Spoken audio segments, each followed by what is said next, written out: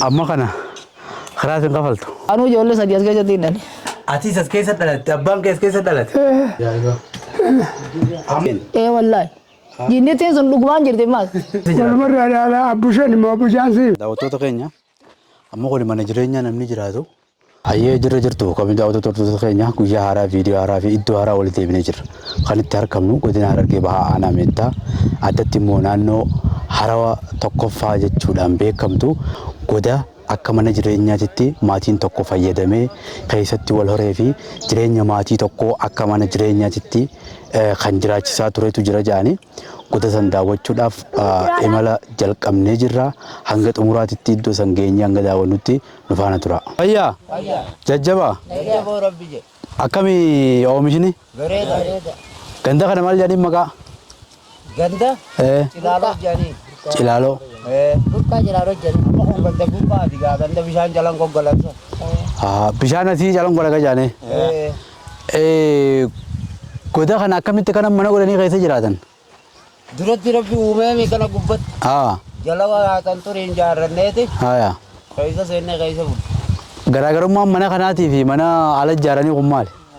Garaagarummaan isaa xiqqishoqa kuni guddina malee bal'ina hedduu akkasitti akka bareedu san hin qabu.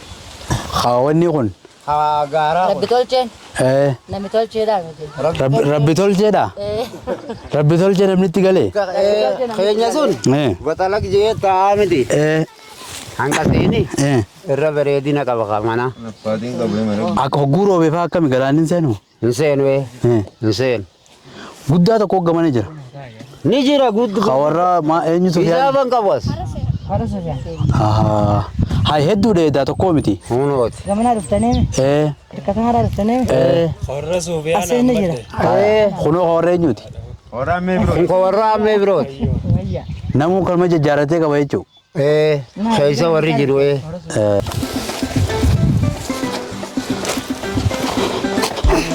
Egaa bultee mana akkanaa kana keessa sakkaasi.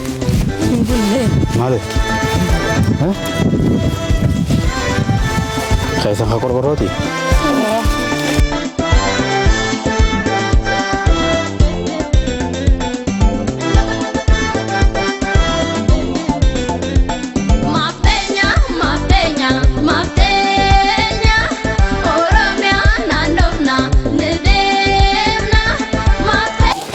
Awalnya Amri kan anu market.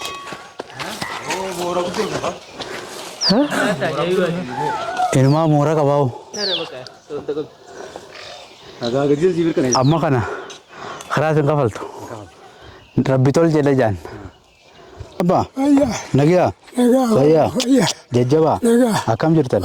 Gari. Mana kaya ni pakitun? Mana kaya? Coba dikasih long kijat lah. Kepala wan haram makan apa pun. Dikau long kijat. Loan as kaisa tortif tema. As kaisa terre loan luku. As ma kaisa ti? As kaisa terre. Hangam tak as kaisa jiratan. Anega. Wangari nagabat. Hangam tak. Akau kijat akaji. Akau ke? Haya. Apagi. Abare. Lama ni. Lama. An. Sadi. Sadi. Ilmaki.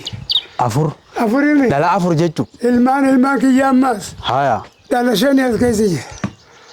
Khanum. Khanum. Dala shan. Ati as kaisa dalte? Wallahi billahi. As ma kaisa tilman kaitis. Ilmaki yas. Abba kaisa as ma kaisa dalate. Apagi yas.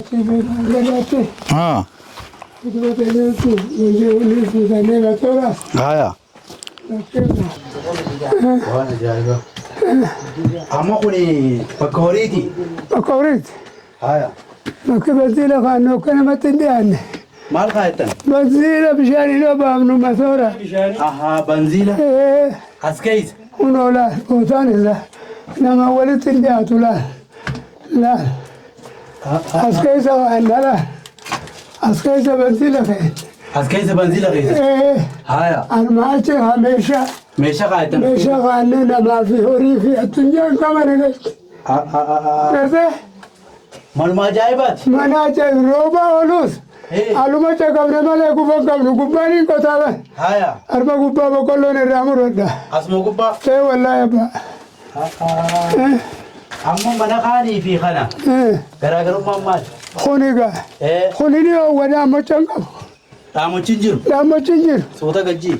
Dhamochiin jiru hoofi. Haya. Jiru. Roobnillee sagalee nama jeeyituun qabu. Hin qabu waa takka. Innaga rooba alumatti itti gabbaan horofa. Haya. Malee roobee fi roobni guban qabu. Horofumaa dhaggaara galaana godhata kan jiru. Wanni ka bineensaan jiru. Hin jiru. Waa takka. Waa takka hin jiru.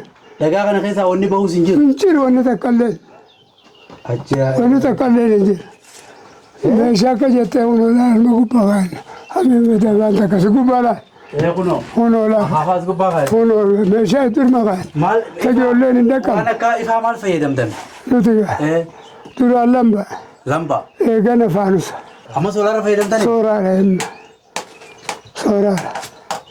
Waan dubbii ajaa'ibaati himte immoo.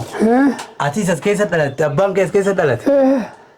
Walumarraa dhaalaa as keessa jiraatu. Walumarraa dhaalaa abbushan immoo abbushaan siime.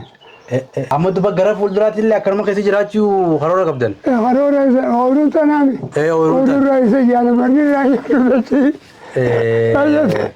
Dachii jechuudha. Amma laal silaa akka daran guddatuuf bakkoota akkanaa kana fa'aa gubbaan guddaadhaami akkana silaa bal'ate keessa kanachi akka mana amma namni keessa jiraatu kanallee ta'uu numa danda'a. Amma gamanichi deemu kaa keessa. Toli goojjoo bakka itti waa bilcheeffattan. Asiin akkas eebbaa. Kunoo laal. Harma keessa ho'i faatan laal. Wayichi keessa faatan. Sanduuqaas ni qaba jechuudha. Harmaas keessatti see. Bakka namni baluuf ilaal kunuun. Biifee fayyadaman. Akka biifeeti jechuudha. Qaaboo. Kunis mana hirribaati. Mana hirribaati. Bakka hirribaati jechuudha. Kun bakka hirribaati. Humnoo kana laal. Akaakota kiyyamas keessa. Lulleen isa si'a xannaati. Si'a xannaan. Bakki inni itti argamu kun ammoo goda Sufiyaan Ahmadii gaarri gaara Abbaas Ijaanii. Iddoon kun hogguu kana ilaalan gaara keessa asiin ammoo goda akka himamutti gonni kun goda fakkaatu malee mana jireenyaa maatii warra Sufiyaan Ahmad jedhamuutu keessa jiraachaa ture. Namoota hedduutu maatii san keessa as keessatti dhalatee namoota hedduutu as keessa jiraachaa ture akkuma mana jireenyaatti jedhama. Manaan jedhe. Mana? Mana warra eenyuuti? Warra Sufiyaan Ahmad. Warra Ahmad Abdullaa akaakoon isaanii ijoolleen. As keessa jiraachuu turanii? Eega yoom? Intalli as keessa dhalatte gaa amata ijaa baate intalli as keessa dhalatte baddaa baate hin jiran. Amma fiifu ilmaan kennitee fiifu. As keessa dhalatte jechuudha. Nama hedduu keessa dhalate moo nama tokko? Anuu kaa safarri mana kiyyan kuchifne. Gaafa safaraa? Safara dura jiran kaa isaan bararran galle. Gaafa safaraa dura galan? Dachiisan jecha galanii miti. Dachii jecha asi gallaan. Dachii amma tokko gogotan irraa fuudhanii mire gaafa wakiilaati jechuudha. Gaafa dachiin abbaa lafaa san ka. Gaafa abbaa lafaa. Gaafa abbaa lafaa sani tanaa jecha galan bikiyyeerra dhaloonni isaanii warra Abdullaa Roobaati. Isaan dachii tanaa jecha galan ammoo caakkaan jannutanii dhufuuf hunda addu caakkaan amma kana qabu kunis gaafa ijoollee butaantiin asi galee. Caakkaan ilaa hanqa mana keenyaa sanitti nama waliin harka jan muka. Asittuu bineensaan nama nyaataa jiran. Eeguma isaan galanii kana godhanii mana tokko garee boo dachii tana eegar ganne mana tokko gareetti galanii asi galanii waa cufa dhaabbatanii tolfatanii asi galanii guugalan galgala ni rafneetti. Alaliidha salaam aleekum jetteen. Nuti si qubsiifna warra nama qubsiisu warra nama tokko qubiti. Inni isin hin tuynu. Libaanatumaa fi unqaa zaaja barcaa buna salaasa nuudhaafi waliin tuynu wal qubsiifnaa jettee wanni as keessaasan. Jinnoota jechuudha. Barga. Isin amma isin akkas hin jenne kana naan jette teetuma wali ilaa urmi osoo shuuroo mawludaa gootu osoo waa halle gootu osoo buna sadii nama dhaabdu unqaas akka isheen jaasanitti facaasanii bona taanuuti eegana ijoolleen suutii aanaan hin dandeessu asirraa ulii asirraa magaalaa dhaqachuu jedhanii jalan qoggalchanii. Amma dhagaan kun hundi caccabee jiraami?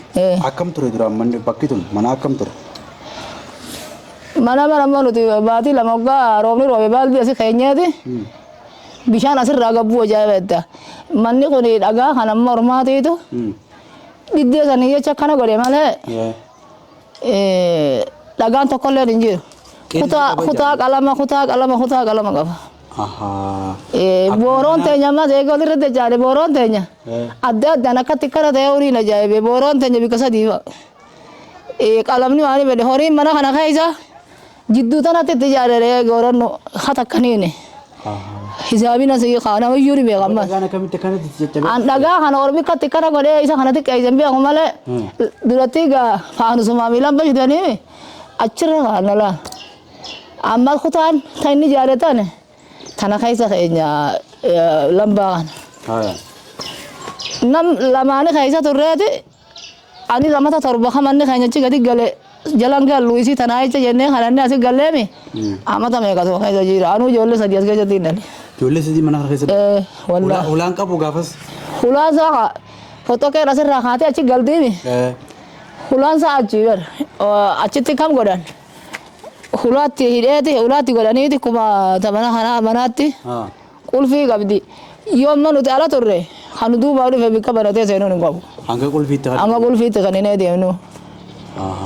Amma kuma ta'ee wallaalee malee wanti irree bukkas jedhu akkanaame waggaa dure kutaanuu sadii keessa jira. Gaafa ati turte nama hangam takka faan keessa taa'u turtan? Nuti moo isinis amma kanama naati gura dhufetti dubra lamaa fi abbaanis warra lama qaba biqiyyatti dhaqaame inni ni jira dubra lama wajjin. Nama wayyaan akkuma maatii tokkotti. Hijaaba mitiin jee maatii tiyyaas ka sadii uha. Atuu sadii as keessa dhalte. Sadii as keessatti hin dhale. Takka tamma hiriiraa jirtu chigatti hin dhale. Asumatti ulmaa ta'e? Ulmaa maal tola harka waluun agaruu barra yaamnee walirra waa fudhannaa kutaan sadeen uni jirti. Akkamitti akkana ta'e duba? Ana akkumatti amma kana godhanuun beeku malee wallaahi kutaa sadii nu jidduu jira waluun agarru horii dirree tana keessa galu. Achi olitti achi gadi hin galu. Mana guddaa ture jechuudha. Takka ammas qeyraan saafii maarreen agare. Akka akkuma qeyreensi maarree fuudhee jennee horii eegan manumira fixutan. Ilmoo takkas keessatti fuudhee reen teenya goronnoo qabdi. Horii lama walii dacheemi. Horiin keenya horii diidamni gaadho gaasiin gaadhotti olii yaa'u. Manumaa keessa jiraachuu ture horiinis? Horiinis. Aanaan akka goonoo laalee kana kutaa inni jaare tana irratti fafannifnee qadaaddeeniin. Amma ati gaafni ati as keessatti dhalte sani yeroo hangam takka ni ta'a? Garuu gaafa safaraa sana ni zaabamtee hin beeku. Gaafni safaraa? Safaraa gaafa dargii. Dargii jechuudha. Gaafa safaraa sana. Ani makkatti guutuutti isinii maan beeku malee isaan gaafa isaan asii galan gaafa irboo walirraa fudhatatanii gaafa maarree wakiila qabu sangaa.